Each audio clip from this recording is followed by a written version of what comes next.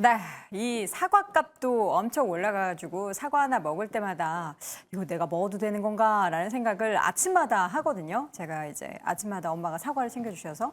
근데 요즘에 안 올라가는 게 없어요. 제 계좌의 수익률만 안 올라가는 것 같은데 원자재 특히나 난리가 나는 것 같은데 뭐 구리도 지금 거의 12개월 내 최고치까지 올라갔다고 하고 이게 무슨 일입니까? 일단은 차트를 제가 띄워놨기 때문에 차트를 좀 네. 열어주시면은 구리 가격 같은 경우에는 최근에 이제 9,000불이라고 하는 그 저항선대를 뚫으면서 올라가는 모습을 보이고 있습니다. 이거 같은 경우에는 우리가 이제 과거 기준으로 보시면 이때가 2023년도 1월 15일입니다. 그러니까 네. 1년 동안 52주 신고가라고 보실 수 있는 부분이고 고기를 한번 딱 치고는 지금 살짝은 내려와 있는데 지금 구리 가격이 올라가는 이유는 여러 가지가 있습니다. 첫 번째는 중국 경기가 돌아선다라는 점. 그리고 거기에다가 추가적으로 신규 구리광산이 개발이 안 되고 있다는 점, 그리고 국내에서는 이슈가 또 된 적이 하나 있죠. 파나마 같은 경우에는 구리광산을 개발을 하겠다라고 이야기를 했고 이 구리광산이 세계에서 10번째로 매장량이 많은 곳이었으나 그 부분에 있어가지고 이게 좀 개발이 지연되고 있다는 점. 그리고는 이 개발 지연의 이슈가 환경 문제라는 점에 있어가지고 그러면은 구리를 캐기 위해서 환경에 대한 비용을 더 지출해야 되고 그러면은 구리를 채광하는 비용이 올라간다. 이런 것들이 종합적으로 엮여 있고 그리고는 최근에 올라가는데 더 부담스러운 이유는 지금 원화가 약세입니다. 달러가 강세죠. 다른 통화가 모두 약세를 보이고 달러가 강세인 상황에서 달러로 거래해야 되는 구리나 석유 같은 경우가 가격이 올라가다 보니까 이런 부분이 오히려 원자재 인플레이션을 건들고 있다라는 분석까지 나오면서 이런 부분이 지금 약간의 증시의 부담감으로 작동하고 있다라고 보시면 될 것 같습니다. 네, 이렇게 구리 가격이 오르니까 또 전선주들은 뭐 어제도 많이 올랐는데 오늘도 엄청난 강세를 보이고 있습니다. 이게 구리 가격 인상과 그 상품 가격이 다 연동되는 그 에스컬레이터 조항이라고 있다던데 그런 영향이 가장 큰 거겠죠? 일단 선물 가격으로 보면 지금 톤당 벌써 이제 1,000만 원이 넘어가는 상황이다 보니까 이 구리가 많이 들어가는 산업을 영위하고 있는 이제 전선주들의 이제 이 어떤 판가에 대한 기대감이 지금 굉장히 높다라고 좀 보시면 될 것 같고요. 지금 원자재 가격은 이제 가격의 변동을 나타내는 방법이 두 가지가 있죠. 그러니까 수요가 엄청나게 많거나 혹은 공급단에서 어떤 조절이 이루어지게 되면 원자재 가격은 이제 급등을 하기 마련인데 지금 구리 가격은 조정단에서도 공급단에서도 이제 이슈가 있고 또 수요도 이제 계속해서 이제 늘어나고 있다 보니까 굉장히 좋은 사이클을 맞이하고 있다 이렇게 좀 해석을 하시는 게 맞을 것 같아요. 일단 우리나라 관련 상장사는 대한전선, 대원전선, 가운전선 이렇게 좀 있다 이렇게 볼 수 있을 것 같고요. 사실 가장 이 수혜를 받는 쪽은 LS전선입니다. 하지만 이제 LS전선 같은 경우에는 우리나라 거래소에 지금 아직 상장이 되어 있지 않는 상황이다 보니 그 밑에서 이제 움직이는 전선주들의 이제 시세가 굉장히 좋은 모습. 그러니까 단순히 기대감이 아니에요, 이쪽은. 왜냐하면 수주 잔고가 굉장히 많습니다. 특히나 대한전선 같은 경우에는 기존의 육상 케이블만 영위를 하고 있다가 최근에 이제 증자를 통해서 자금을 모으면서 해상 케이블 쪽을 하겠다라고 이야기를 했거든요. 그러니까 해상 케이블은 사실 이제 LS가 이제 가장 탑픽인데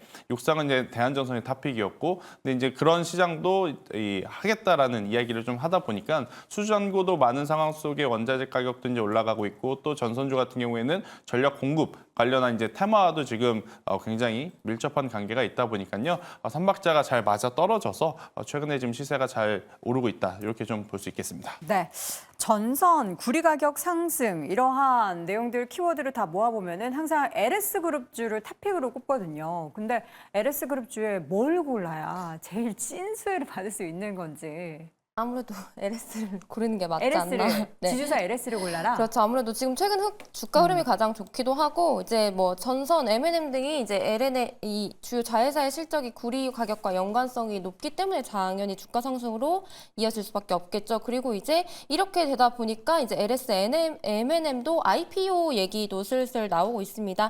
그래서 LS 본주를 보시면 될 것 같고 그리고 이제 작년 11월부터 3월까지 자사주를 약 11만 주 정도 매입을 했어요. 이제 주주 환원 측면에서 이런 형태를 보였겠죠. 네. 그래서 지금 이제 자사주 비율이 한 15% 정도이기 때문에 이제 더욱더 가치가 부각될 수밖에 없습니다. 그리고 이제 아직 자사주 활용 방안에 대한 이야기는 나오지 않고 있지만 또다시 밸류업 얘기가 나오면서 뭐 소각도 충분히 검토해볼 만하지 않을까 싶어서 LS를 보시는 게 가장 좋지 않을까 싶습니다. 네, 또 다른 의견 있으신 분 전선 관련해서는 LS 말고 다른 걸 봐야 한다. 전선 중에서는 한 종목이 더 있죠. 우리가 뭐야? 아까 대한전선도 말씀하셨고 LS전선도 말씀하셨는데 가온전선이라고 있습니다. 가온전선. 우리나라에서 3위를 하는 곳이었는데 이게 이제 LS전선이 인수를 하면서 LS전선의 자회사거든요. 그래서 그런 부분에 있어서 오늘 같은 경우에도 지금 15%대 급등이 나오고 있는데 LS그룹이 올라가는데 LS전선은 상장이 안 돼 있고 네. 그러다 보니까 과거에 이제 LS전선 아시아라는 곳이 있었습니다. 근데 그쪽 같은 경우는 이름을 바꾸면서 우리가 전선 관련된 수급을 받지 못하고 있는 상황이고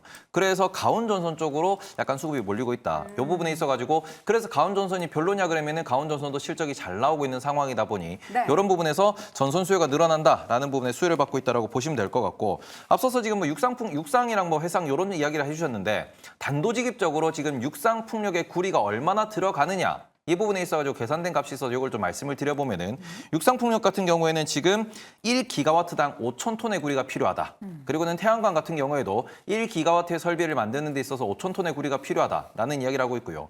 해상풍력 같은 경우는 이것의 3배인 15,000톤. 그러니까 1기가와트는 원전 1개 분량의 발전 용량이라고 보시면 되는데 원전 하나를 짓는 용도의 친환경을 건설하기 위해서는 적어도 5,000톤에서 많으면 15,000톤의 신규적인 전선이 깔린다라고 하는 거고 이 부분은 기존에 있던 원전이나 기존 발전소보다는 훨씬 더 많은 용량이기 때문에 이 부분에 있어서 구리 가격이 앞으로도 계속 우상향할 거다라는 그러한 분석이 많다. 그래서 이런 점에서는 구리는 좀 장기적으로 투자 관점으로 접근하셨으면 좋겠다라고 말씀을 드리고 싶습니다. 네. 구리 관련한 종목으로 봐야 하는지 아니면 전력 수요가 늘어남으로 인해서 관련한 인프라 투자가 늘어나는 것에 영향을 받는다고 해야 되는지 뭐 둘 다겠죠? 네, 둘 다 영향이 네. 있긴 하지만 주가의 민감도는 지금 AI와 엮여서 오히려 전선이나 전력 인프라 쪽으로 좀 더 강조가 되고 있는 상황이죠. 원래 이제 본질적으로 구리 가격이 올라가면서 전기동이나 아니면 그 소위 그 돈 가격이 가장 민감했던 종목은 풍산이었거든요. 풍산. 근데 풍산은 오히려 뭐 방산주로 묶이고 구리 가격의 전반적인 약세, 뭐 또 재련 TC의 약세, 뭐 이런 것들 때문에 주가 움직이지 못하다가 오히려 뭐 최근 들어서는 뭐 실적 때문에 좀 움직이는 듯했는데. 구리 가격의 강세에도 최근 들어서는 그렇게 민감하게 움직이지 않아요. 그다음에 과거에 또 구리 가격이 움직였을 때 그 밑에 있었던 뭐 수많은 뭐 전기동 관련 종목군들도 크게 움직였는데 오늘 그런 모습 보이지 않고 있거든요. 네. 그래서 최근에 나타나고 있는 이 전선은 단순한 구리 가격의 상승뿐 아니라 AI 수요의 급증이라고 하는 어떤 그 시장의 변화를 좀 반영하고 있고 그러면 이런 선도 종목을 사고 싶지만 선도 종목이 너무 올라서 못 사신 분들이 오히려 다른 선택을 좀 하고 있는 게 아닌가. 근데 전력기기도 최근에 3월 달부터 보시면 뭐 대장주는 누가 뭐래도 재룡전기였거든요. 네. 뭐 엄청나게 큰 폭의 상승을 보였는데 이런 구조적인 변화를 좀 가져가고 있는 종목군들에 대해서는 여전히 뭐 긍정적인 관점으로 접근해 보되 단기 상승이 좀 컸던 종목은 추격 매수하시기보다는 눌림목을 좀 기다려 보시는 게 낫겠다. 이렇게 봐야 될 것 같습니다. 뭔가 탑픽을 하나씩 골라보고 싶기는 한데 김태성 교수님. 벌써 말씀하셨던데 LS 로? 테이블 고수님이 아니요 가온전선. 가온전선으로. LS전선이 없기 때문에 네, 네. LS전선이 이제 가지고 있는 가온전선을 보는 게 저는 지금 시점에서는 가장 좋지 않을까라는 생각이 들고 있고요. 일단 지금 현재 전선주 이제 새 기업의 어떤 좀 특징 중에 이제 하나를 좀 뽑아보자라고 하면 대한전선이 수주 금액은 가장 많습니다. 네. 그런데 지금 시가총액이 2조가 넘는 지금 굉장히 큰 대형주이기 때문에 상승 탄력도 면에서 가온전선이라든지 대원전선을 좀 이기기에는 저는 버거운 부분들이 없지 않아 있어서 기업의 좋고 나쁘고를 떠나서 어떤 트레이딩적인 요소를 좀 생각을 해서 고려해 본다면 저는 가온전선이 굉장히 지금 메리트 있다라는 의견 드리도록 하겠습니다. 네, 자 이렇게 해서 오늘도 강세를 보이고 있는 구리 가격 더 오르고 있는 관련한 종목들에 대한 이야기 나눠봤고요. 다시 한번 한 주평 내용 정리해 보시죠. 김종효 고수, LS는 여전히 매력적이다. 김태성 고수, 수주 잔고도 늘어나는 중이다. 윤혜린 고수, 단기 상승 부담이 있지만 그럼에도 좋다. 태보 고수, 실적 좋습니다. 라고 의견 남겼습니다. 요거 하니까 갑자기 그 생각나네요. 실적 좋습니다. 뭐 펀더멘탈 좋습니다. 모르세요? 오늘 그만 좀 하시는 게 왜요? 금요일이니까 기분 좋지 않습니까? 자, 마지막 1위 주제 확인해 보시죠.